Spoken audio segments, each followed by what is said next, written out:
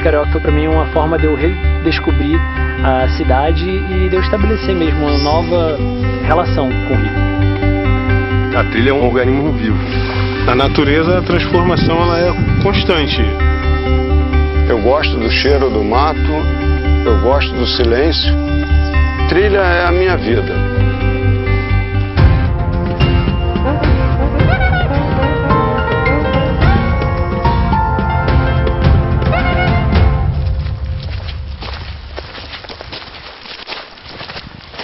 Trilhar significa você caminhar por caminhos que você aprende. Você não só anda, você está ali interagindo, você está ali vivenciando alguma coisa. Eu acredito que a gente vai para uma experiência assim na natureza, a gente nunca volta igual quando a gente foi. O que é, para quem não conhece, a trilha Transcarioca? É a primeira trilha de longo curso do Brasil e tem a característica de que ela transcorre toda dentro de um tecido urbano do Rio de Janeiro, sendo que por floresta. A gente resolveu enfrentar a Transcarioca, 180 quilômetros em 25 trechos conectados. A gente começa na Zona Oeste e vai até a Zona Sul, passando pelas unidades de conservação. Vamos cruzar a cidade, de Barra de Guaratiba até o Pão de Açúcar. Mas atenção, porque esses trechos aí que estão em vermelho são áreas de risco e ainda não foram liberados. Mas vamos fazer a Transcarioca toda, os 180? Toda, pois 180. Começaram hoje? Começou hoje. Excelente. E a equipe, sou eu que vos fala, Tom, auxiliar, e Pedro Machado. E para completar, a gente não está sozinho não. Essa turma toda aqui de voluntários, de adotantes da trilha, o Alex que é o guia, que isso é muito importante, e aí vocês vão acompanhar. Vamos lá, gente. A trilha Transcarioca foi concebida por Pedro Cunha Meneses, que um diplomata que teve a ideia de fazer esse percurso. Eu sempre fui uma pessoa de fazer, mais do que pensar. Já fazia muita trilha, até que eu voando no Eletra, que é um avião que voa mais baixo, via que era possível ligar tudo. Do alto, o caminho que o Pedro viu, a gente até consegue imaginar. É uma espécie de eixo verde mesmo, no meio da cidade. Então, com a ajuda dos parques, das unidades de conservação e dos quase 1000 voluntários que tem a trilha Transcarioca, começamos a fazer essa costura de trilhas para chegar nesse percurso que nós temos hoje. Saímos do bucólico bairro de Barra de Guaratiba e fomos em direção a Grumari. No caminho, passamos por casas de moradores. Aí até uma paradinha para beber água, porque a subida é puxada. Mas olha essa vista. Esse trecho, ele é um trecho bastante duvidoso por conta daquela placa ali dos limites do Parque Proibido.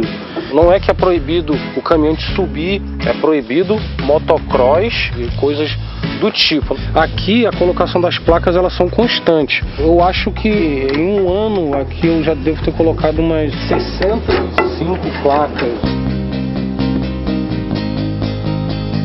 É cansativo, né? A subida é forte, mas chega aqui em cima compensa. Todo mundo acha que a pedra do telégrafo é aquela que estava com fila para tirar foto. É a famosa parece, mas não é. Por conta do visual, né, e daquela ilusão de ótica, então o pessoal associa a pedra do telégrafo, mas aquela ali na verdade é a pedra da bigorna ou pedra do cavalo, né, como era conhecida, né. A verdadeira pedra do telégrafo é essa daqui. A gente deu de cara com essa praia no meio do verde. Na verdade, são 3 praias e elas são conhecidas como praias selvagens, porque para chegar, só trilhando mesmo. Passamos por essa pedra enorme que tem um formato curioso. Repara, por isso se chama Pedra da Tartaruga. Retirar lixo da trilha não é uma tarefa simples, não é a conlurbio que passa pela trilha. Os voluntários têm que ir, têm que carregar o lixo. Infelizmente, nas trilhas mais frequentadas é o que acontece. Acabamos a trilha na Grota Funda, Zona Oeste. A aventura continua na semana que vem. Vamos conhecer o pico mais alto do Rio de Janeiro. As dores musculares só aumentam e hoje a gente vai fazer 4 horas de subida no mínimo. A pressão baixou direto, mano. Comeu? Eu comi 7 horas da manhã só.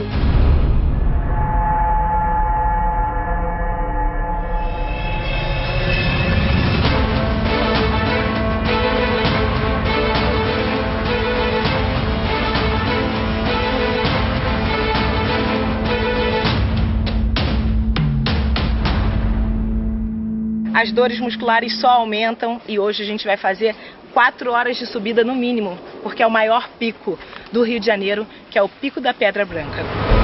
Esse é o nosso percurso de hoje.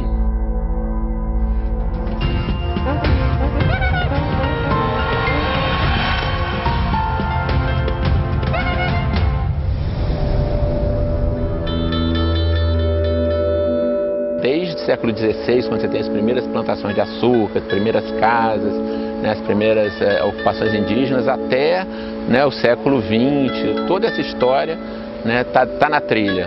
Né? A própria ocupação vegetal dela é uma ocupação que vai ocorrendo ao longo do tempo. Então, a gente está chegando agora na Casa Amarela, trecho do adotante Henrique Marques. Qual é a responsabilidade dos adotantes? Eles fazem trabalho de recolher lixo, fazer pequenos trabalhos de poda, fazer trabalhos de sinalização, enfim. A caminhada é cansativa porque é uma subida longa. Estamos mais ou menos a 640 metros de altitude. E aí, Henrique? Esse é o nosso amigo Henrique, adotante do trecho. Sejam bem-vindos aí. Casa Amarela, tudo bom? Essa casa aí tem história, né? Tem. A Casa Amarela antigamente era a antiga fazenda Santa Bárbara, né? Essa trilha que vocês fizeram, na realidade, era um caminho de tropeiros. Todo esse caminho era feito a escoamento da produção. Produção de café, produção de caqui, que até hoje existe, vocês vão ver a produção de caqui. Então esse escoamento era feito por aqui. Ele colocava no lombo do burro, que até hoje fazem isso, e desciam com toda a produção para fazer a venda deles. Atualmente não pode mais mexer nela, porque ela agora é um patrimônio histórico-cultural. Então quem decidir fazer o Pico da Pedra Branca pode parar na Casa Amarela? Com certeza. É um resquício, né, tanto das plantações de açúcar, que tem, como eu disse, do século XVI, século XVII, como também dessa produção de alimentos. Ali é uma região que sempre produziu açúcar e alimentos. E com o passar do tempo, as terras dos engenhos foram sendo divididas pelos herdeiros, né? Os engenhos foram deixando de moer cana, etc., e foram se transformando em áreas de plantação de alimentos, dedicadas a abastecer o Rio de Janeiro. Essa cana é doce? Posso pegar um pouco aqui pra gente dividir? Muito obrigada, hein? E olha a festa que rolou entre as formigas.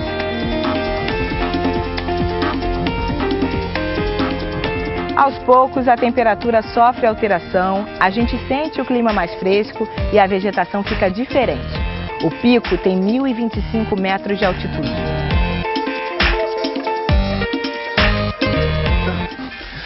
Nós estamos mais ou menos em média de 800 metros, então você vai começar a ver esse tipo de vegetação aqui com essas flores características e esse fruto aqui. A trilha vai ficando mais íngreme.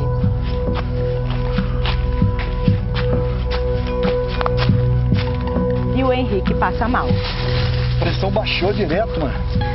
Comeu? Eu comi 7 horas da manhã só. O que não pode faltar na mochila de um trilheiro? Kit de primeiros socorros, básico, uma lanterna, uma comida, coisa ser mais leve para não levar tanto peso, né? A água, que é fundamental, precisa repor bastante água. Colega recuperado, bora seguir.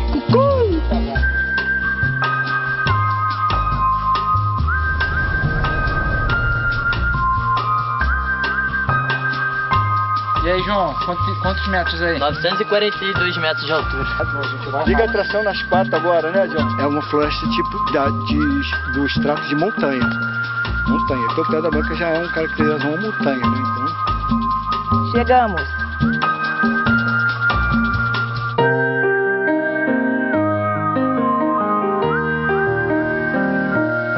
Bem cansativo, mas a gente chegou na cereja do bolo, no Pico da Pedra Branca, o mais alto, e só por causa dessa pedra, não é isso, Henrique? Isso, é. Ele fica 4 metros mais alto que o Pico da Tijuca só por causa da pedra.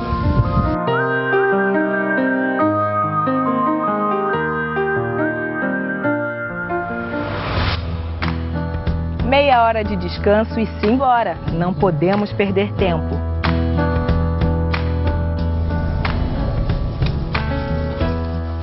Mas não teve jeito, no meio do caminho a noite chegou. Foram 6 horas de trilha, ainda falta mais 1 hora, né, gente? Agora à noite, só lanterna e muita atenção dos barulhos dos animais, não é isso? Isso, justamente. Qual é o cuidado agora? Agora o cuidado é antes de colocar a mão em qualquer arbusto ou pedra, sempre observar antes, porque esse horário à noite é o horário que os bichos costumam sair, né? Os bichos noturnos. Então vamos nessa. Vamos nessa. Vamos então.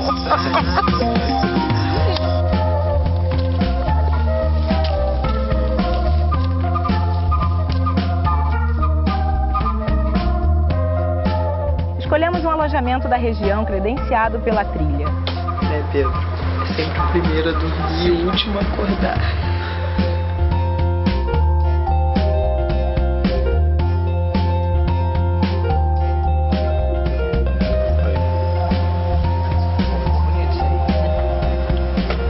Essa senhora simpática aí é a argentina Maria Helena. Ela resolveu receber turistas para aumentar a renda. Para uma coisa que eu gosto, que é turismo ecológico, não? Aventura, tudo isso, que eu adoro. Eu nada de lo que vocês veem aqui, eu cortei árvores, nem vegetação, nem nada. Minha casa está feita nesse lugar porque aí não tinha árvores. Então eu la fiz aí. Hora de voltar para o mato. Esse é seu João. A gente encontrou com ele no meio da trilha. Na semana que vem a gente mostra a casa dessa família apaixonada pela natureza. Muito seria melhor ter essa família. Depois você gosta, desculpa.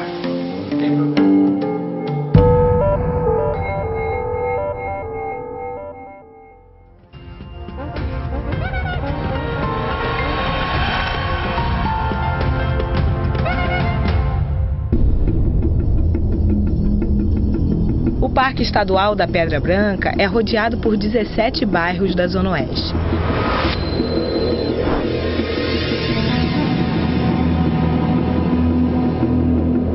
Tem muitas aranhas, cobras, enormes formigueiros, várias espécies de pássaros, plantações e casarões centenários. A partir da década de 1870 você tem um movimento abolicionista importante, né? Pessoas que começam a se organizar contra a escravidão e apoiam a fuga de escravos. E esses escravos vão fugir para onde? É uma história fantástica, né? De luta pela liberdade, já no final da escravidão. E também para alto para fugir da polícia. O lugar da fuga dos escravos é essa ilha de pedras, a Pedra do Quilombo. E esse trecho é puxadíssimo, cheio de obstáculos. Minhas pernas estão trêmulas, estou completamente... A subida mais inclinada que a gente sem pegou. ar, precisa parar, eu precisei parar para uma concentração ali. Perfeitamente. Nossa, que visual!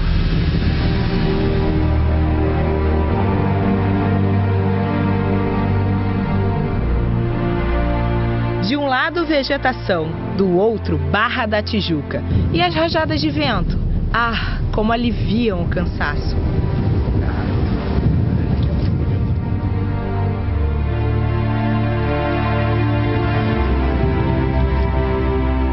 Tiramos fotos e descemos.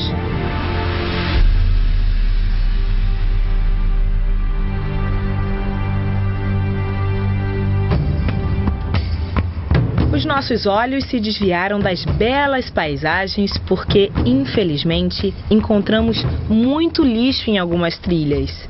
Gente, presta atenção. Isso aqui é um absurdo que vocês estão fazendo. Não faça mais isso. Esse aí, preocupado com o meio ambiente, é o seu João. Pedreiro, casado, pai de 3 filhos, adora uma prosa. Respira um pouco, seu João. Se eu que não tô falando, já tá faltando ar? O senhor que tá só contando história aí? Mas já tem muito acaba o ar dele. E ele tem mesmo uma linda história para contar. O pai me educou assim, foi uma coisa de pai que já vem de longe. E ele falou que se a gente não mexer com a natureza, a gente não acha o caminho. O caminho da natureza é você seguir e observar. Cada folha só é diferente da outra. Uma família que caminha na mesma direção. As raízes de uma árvore e de uma vida inteira estão ali, fincadas naquele pequeno terreno. Ver que dentro de uma kitnet fechadinha, a gente tem condições de progredir as sementes, fazer as sementes nascer aqui dentro daqui e levar para o meio ambiente. Vou reformar para botar as sementes do nosso planeta, porque também são os seres vivos. E no mundinho do seu João, a prioridade é cuidar das sementes do futuro. E Arley, Ingrid e João Igor cresceram. E Arley é o filho mais velho e leva para a trilha o que aprendeu em casa. Educação, né? O lixo sempre recolher, entendeu? Você leva, você traz. Para que você vai deixar no mato? Tem que dar uma pausa, entendeu? Respirar um pouquinho, manter silêncio também, escutar a natureza. Isso é o ideal, né? O que significa para o senhor estar dentro das trilhas, dentro da natureza com a sua família? É muito grande. Se emocionou.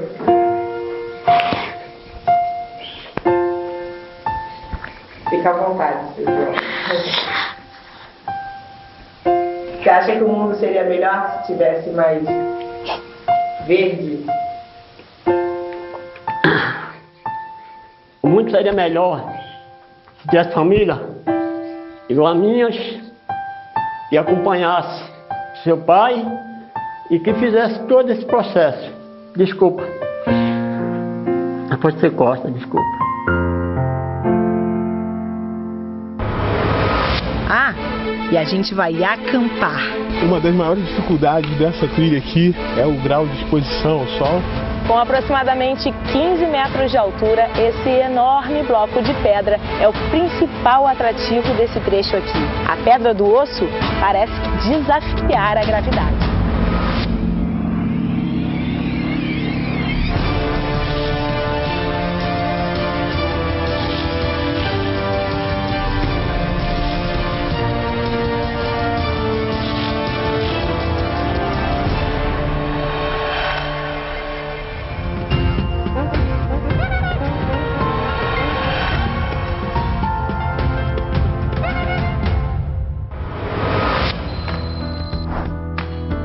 Já ouviu falar na Pedra do Osso? Fica em Realengo. Só que para chegar lá a gente passa por uma construção histórica.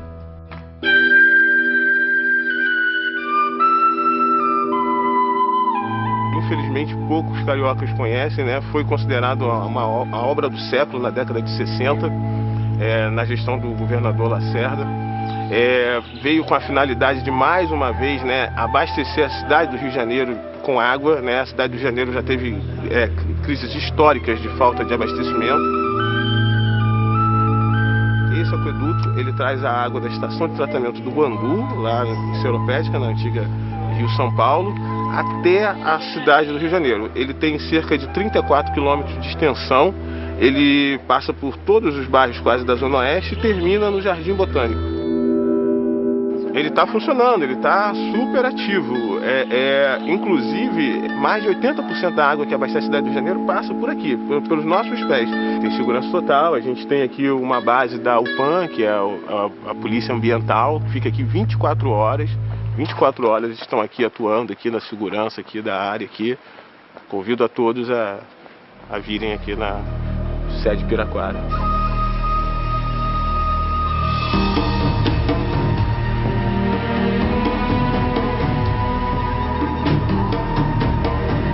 Uma das maiores dificuldades dessa trilha aqui é o grau de exposição ao sol. Nós estamos aqui em Realengo, Bangu, que são historicamente os bairros mais quentes daqui do Rio. E o mais legal da gente estar aqui nessa área são os projetos de recuperação ambiental que visam o reflorestamento desses pontos, que pode influenciar diretamente na qualidade de vida das pessoas que moram lá embaixo, de ter uma diminuição nessa temperatura. Já foi comprovado que as florestas, né, elas atuam drasticamente na questão temperatura.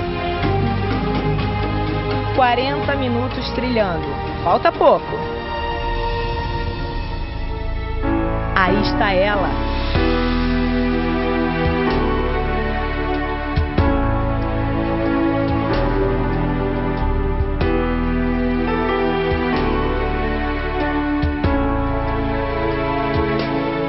São aproximadamente 15 metros de altura. Esse enorme bloco de pedra é o principal atrativo desse trecho aqui. A Pedra do Osso parece desafiar a gravidade.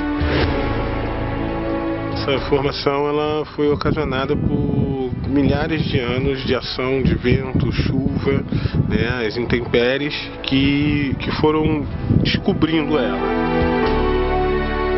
Qual foi a sua reação quando você deu de cara com essa pedra? Nossa, a minha primeira sensação foi querer ver se ela estava solta, de querer empurrar, Você empurrou a pedra? de não acreditar que ela estava estável, estava firme aqui. Porque a sensação é que ela vai cair a qualquer momento.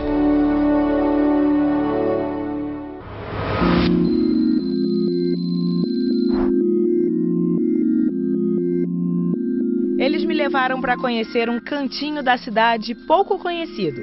É o açude do Camurim, na Serra do Quilombo. O açude do Camurim, ele é um açude que vem, na verdade, desde o século XIX, já com essa preocupação de abastecimento das águas, da cidade, né? Mas que no século XX vai ter uma nova obra também, e até hoje ele é utilizado, né, no sistema de abastecimento de água do Rio de Janeiro.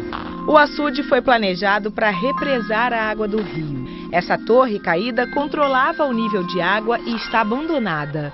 O espelho d'água tem 18 metros de profundidade e está a 435 metros acima do nível do mar.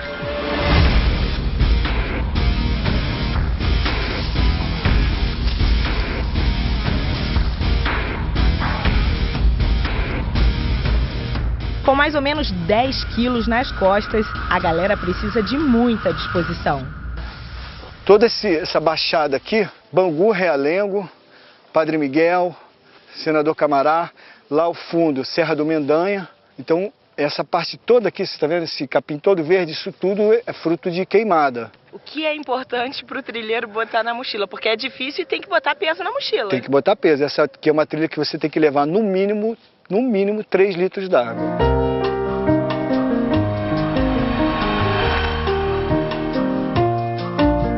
Essa mineira vem todo fim de semana encontrar um namorado carioca. Na trilha tem um romantismo? Tem um companheirismo, tem um acolhimento um do outro. E assim, no final tem um romantismo. Na Pico da Bandeira, ano passado, foi no Dia dos Namorados. Ele virou pra mim e falou assim, o melhor Dia dos Namorados que eu já tive na minha vida. Então assim, isso é muito gratificante, porque é um momento assim, muito único, né?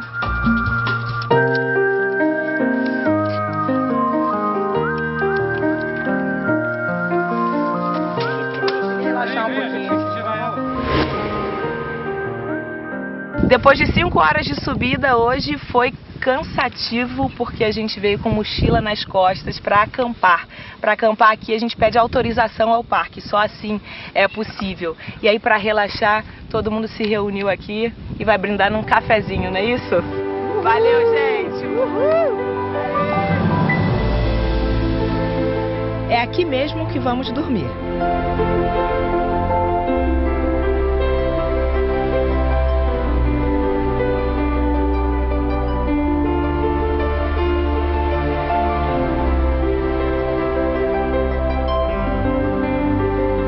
Aos poucos o sol chega e vai colorindo o céu.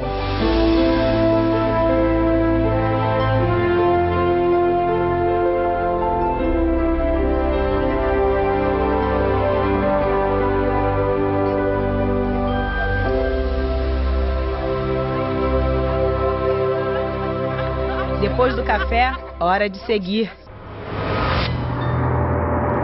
Rumo às trilhas da Zona Norte. O próximo desafio é chegar ao Pico da Tijuca.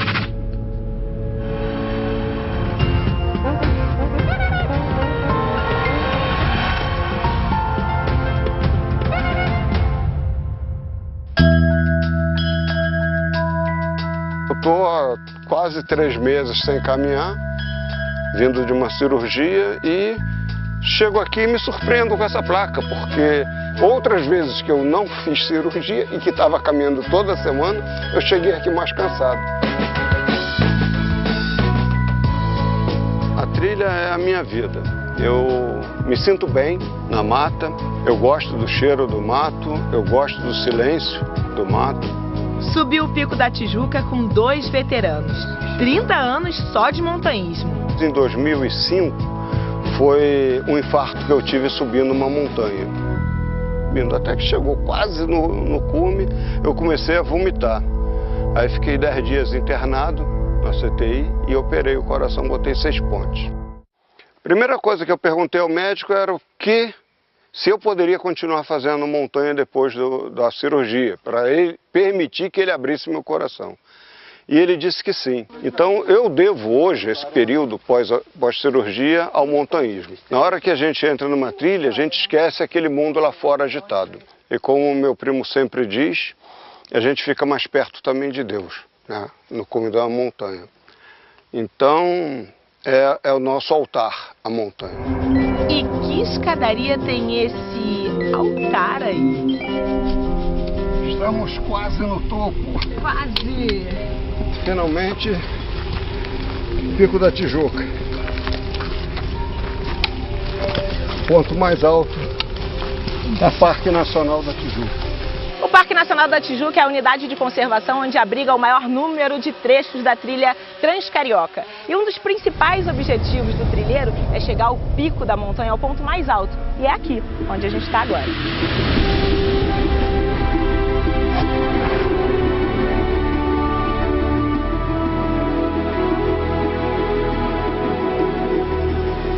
Onde vocês estão? Portugal. E estão fazendo o que no Pico da Tijuca? Viemos conhecer, estamos aqui de intercâmbio e não podíamos sair do Brasil sem conhecer o Pico da Tijuca. Vocês fazem trilhas lá em Portugal? Às vezes, mas esta é mais alta que eu já vi. Tá até com a bochecha rosada.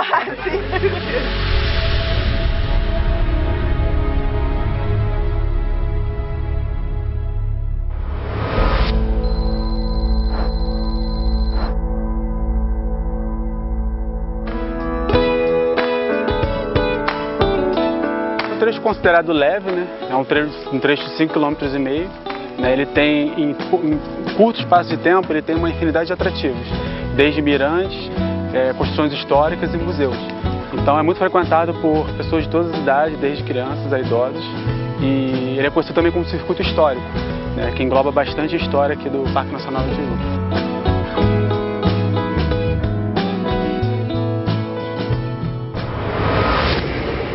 Bom, esse aqui é um eucalipto centenário. Há quem diz que ele está aqui desde a época do reflorestamento de 1861. O curioso é que em volta desse eucalipto tem uma inscrição em pedra, escrito "O tempo não passa". No passado, ali existia uma placa escrito Aion, que em grego significa justamente isso: o tempo não passa, eternamente, para sempre. E é muito comum você ver idosos, pessoas da melhor idade, abraçando e pegando energia dessa árvore, acreditando que eles podem viver por mais tempo. A gente acabou de passar por uma ponte, que é a Ponte Pence. Qual é a história dela? A Ponte Pence, na verdade, ela foi construída mais ou menos em 2000, né? Essa trilha aqui é uma trilha que dá acesso a alguns picos, é conhecida como Cova da Onça. A ponte foi construída depois que houveram alguns acidentes, facilitou muito o acesso.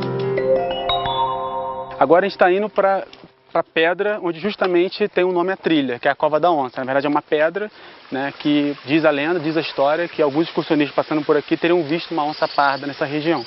E aí desde então... Onça aqui? Não, nunca vi. Onça não, mas que bicho é esse? O nome popular dessa é uma lagarta algodão. Quando ela é filhote, ela é bem branca. Essa pelugem dela, digamos assim, ela é bem branca. E quando ela vai ficando mais velha, ela fica essa coloração mais dourada. Ela queima muito, essa lagarta? Muita coisa.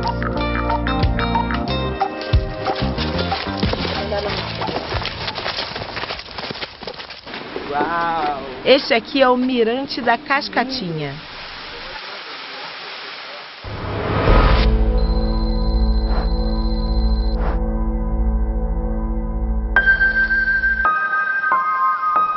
Este é um jequitibá centenário. Todo mundo que passa por aqui não resiste e entra. Ele é oco e cabem 10 pessoas de uma vez dentro dele. No fim, é claro que a galera parou para se refrescar.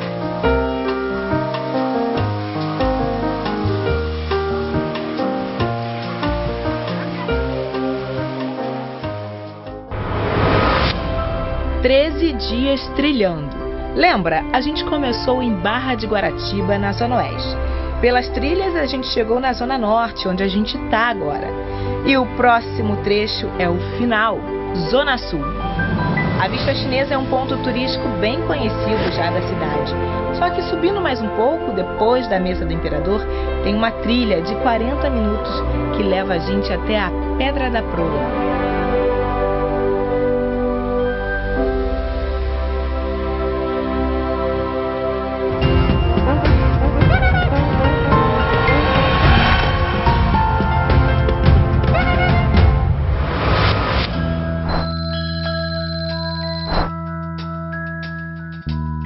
O Parque Lage era uma sede de um engenho de açúcar, né? Então, estamos ainda naquela história lá do século XVI, XVII, né? A gente fala em Lagoa Rodrigo de Freitas, né? Mas quem foi Rodrigo de Freitas? Era um senhor de engenho, né?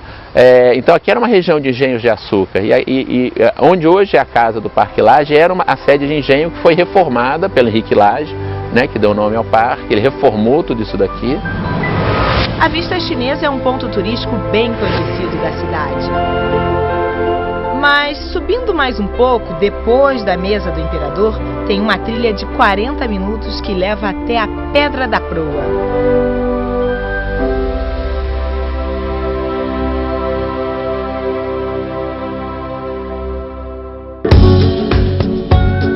Depois da Praia Vermelha, a gente segue o caminho Cláudio Coutinho na Urca e sobe a trilha até o Pão de Açúcar. No início do processo do manejo da trilha havia muita resistência por parte de alguns visitantes sobre as intervenções que estavam sendo feitas exatamente para conter o processo do impacto da visitação.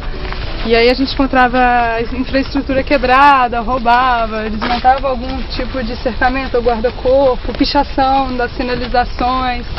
E você faz 2 vezes por semana esse caminho? Subo. Em geral, umas 2 vezes por semana. Para vir trabalhar no Morro da Urca, eu acabo subindo pela trilha. Então eu acabo também fazendo uma atividade física. Claro, faz um exercício. Sim. No caminho encontramos frequentadores curiosos. Últimos degraus, nem acredito.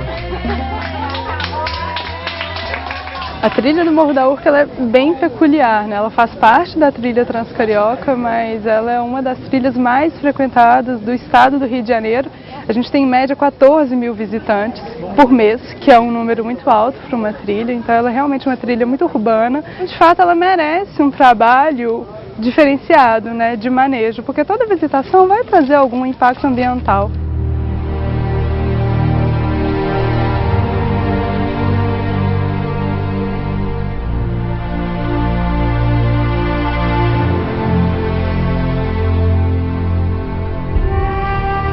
Enfim, chegamos ao final da trilha Transcarioca. Fizemos toda a cidade pelo eixo verde, da Zona Oeste até a Zona Sul.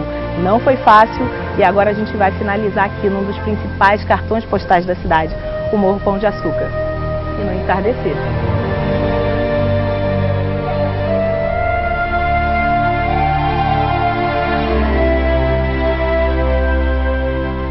E concluímos o desafio, né? Eu achava que eu conhecia o Rio, mas depois que realmente comecei a percorrer as trilhas, conheci os outros parques e assim eu me apaixonei por novos ângulos, por novas subidas, novas descidas, novas experiências que eu tive na cidade. E não é que o Pedro, o idealizador da trilha Transcarioca, já está pensando num novo desafio? A trilha Transcarioca a gente entende como o primeiro passo do caminho da Serra do Mar, que nós imaginamos como uma trilha que vai começar no Rio Grande do Sul e vai terminar, vai se juntar à Estrada Real para terminar em Diamantina. Ela foi pensada para passar nos lugares mais bonitos que a cidade oferece, nos mirantes mais bonitos, fazer desvios para levar o trilheiro nas cachoeiras, nas ruínas históricas, para que ele tenha acesso à visualização de fauna e para que ele tenha desde montanhas até praias, passando por rios e mata fechada no caminho.